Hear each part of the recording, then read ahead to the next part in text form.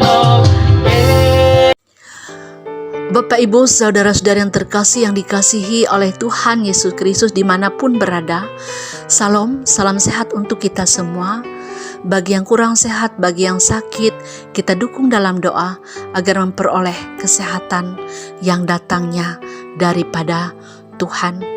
Menjumpai Bapak, Ibu, saudara-saudari sekalian melewati layanan renungan harian Majelis Resort GKE Pulang Pisau, yaitu dari Yesaya pasal 14 ayat pertama sampai ayat yang ke-11. Kami mengambil tema dengan tema Tuhan menyayangi kita. Bapak, Ibu, saudara-saudari yang terkasih yang dikasihi oleh Tuhan Yesus Kristus, mungkin kita pernah mendengar suatu istilah dalam kehidupan ini. Hidup bagaikan roda yang bisa berputar. Ada kalanya merasa di atas, ada kalanya merasa di bawah. Pertanyaan bagi kita, bagaimana kalau kita sedang merasa di posisi yang paling atas, kita sedang merasa sukses, berhasil, anak-anak sukses semua, berhasil semua, atau kita menjadi pengusaha sukses, menjadi pemegang kekuasaan, atau kita memiliki posisi penting dalam pekerjaan kita, atau juga kita memiliki jabatan atau menjadi pejabat dalam pekerjaan kita, ataupun juga dalam pelayanan kita memiliki talenta, kemampuan yang kita miliki. Pertanyaan bagi kita, apakah kita menganggap kesuksesan, keberhasilan, kemampuan yang kita miliki itu semua karena hebatnya kita, karena kekuatan kita, karena SDM yang kita miliki? Sekalipun SDM, sumber daya manusia, juga akan menentukan juga keberhasilan yang kita miliki. Pertanyaan bagi kita, siapakah yang memberikan kemampuan SDM bagi anak cucu kita, bagi kita? Atau siapakah yang memberikan kesempatan, memberikan umur bagi kita sehingga kita masih bisa mampu menunjukkan kinerja kita? Tentu jawaban dari pertanyaan kita itu adalah karena Tuhan sendiri yang menyayangi kita, yang memberikan kemampuan SDM dan juga memberikan kesempatan bagi kita untuk berada di tengah-tengah dunia ini. Bapak, Ibu, saudara-saudara yang terkasih yang dikasihi oleh Tuhan Yesus Kristus, melewati nubuatan Yesaya dalam nas kita pada saat ini, yaitu tentang pembalasan dari Tuhan kepada Raja Babel pada saat itu yang menjajah bangsa Israel atau kerajaan Yehuda pada saat itu, di mana Babel yang menganggap bahwa mereka adalah sebagai kerajaan yang hebat karena mereka sebagai kerajaan superpower pada saat itu, sehingga mereka yakin dengan kekuatan yang mereka miliki, sehingga mereka bersikap sewenang-wenang, diktator yang sangat kejam. Mereka telah merusak negeri Yehuda pada saat itu, menindas rakyatnya dengan kerja paksa, bahkan juga membunuh rakyatnya, sehingga Tuhanlah yang bertindak pada saat itu, di mana Tuhan sendiri yang membalas kejahatan Babel pada saat itu, dikatakan menyebabkan Raja Babel dikatakan jatuh sampai ke dunia orang mati, bahkan sampai dikubur pun tempatnya tidak bersama arwah para raja. Bahkan tidak hanya Raja Babel, tapi juga keturunannya pada saat itu pun juga akan dimusnahkan, tidak mampu lagi memegang kekuasaan. Dan Babel pada akhirnya di mana ditaklukkan oleh Raja Koresi pada saat itu. Tuhan menunjukkan betapa Ia menyayangi umatnya, seperti yang digambarkannya dalam ayat yang pertama ini. Sebab Tuhan akan menyayangi Yakub dan akan memilih Israel sekali lagi, dan akan membiarkan mereka tinggal di tanah mereka. Maka orang asing akan menggabungkan diri kepada mereka dan akan berpadu dengan kaum keturunan Yakub.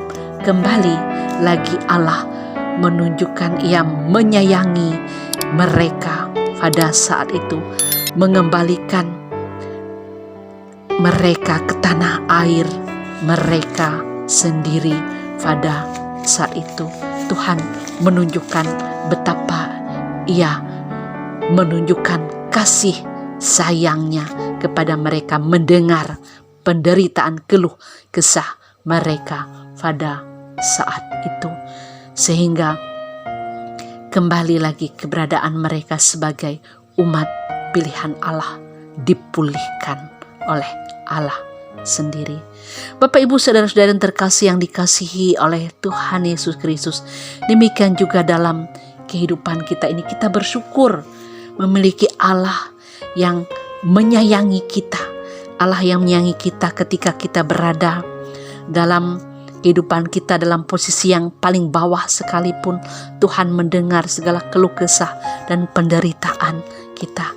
Bahkan kasih sayang Allah yang begitu luar biasa dalam kehidupan kita sebagai orang kepunyaannya, yang tidak membiarkan kita mendapatkan suatu kebinasaan dalam kehidupan kita. Bahkan pada saat kita mati pun Tuhan tidak membiarkan kita mendapatkan kebinasaan seperti digambarkan dalam Injil Yohanes pasal yang ketiga ayat yang ke-16 dikatakan, karena begitu besar kasih Allah akan dunia ini sehingga Ia telah mengurniakan anak yang tunggal supaya setiap orang yang percaya kepadanya tidak binasa melainkan beroleh hidup yang kekal.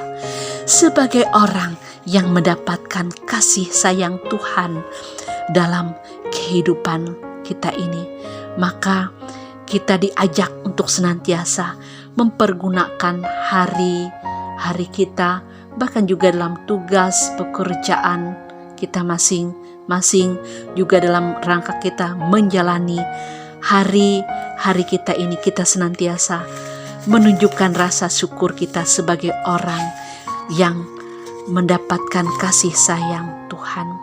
Demikian juga kita senantiasa memiliki suatu kewajiban dalam kehidupan kita, turut andil untuk menunjukkan kinerja kita, tanggung jawab kita ke hadapan Tuhan kita Yesus dengan perbuatan baik kita yang berkenan sesuai dan seturut dengan kehendak Tuhan, yang tentunya juga dengan menjalani kehidupan dengan pertolongan yang datangnya daripada Tuhan.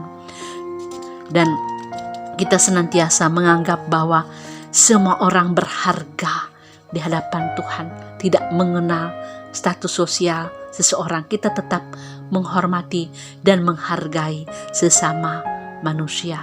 Nah, begitu juga pada saat ini dalam suasana di mana kita mengalami pengalaman kita tentang musim kemarau ini, tentang kebakaran hutan atau lahan yang terjadi.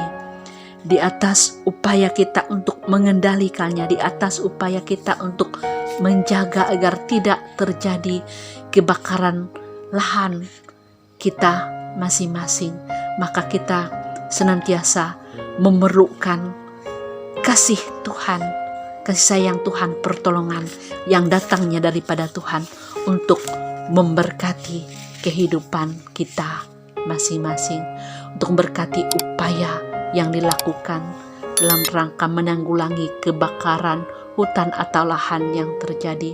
Demikian juga untuk memberkati kita dalam setiap usaha dan pekerjaan kita masing-masing sesuai dengan profesi kita masing-masing.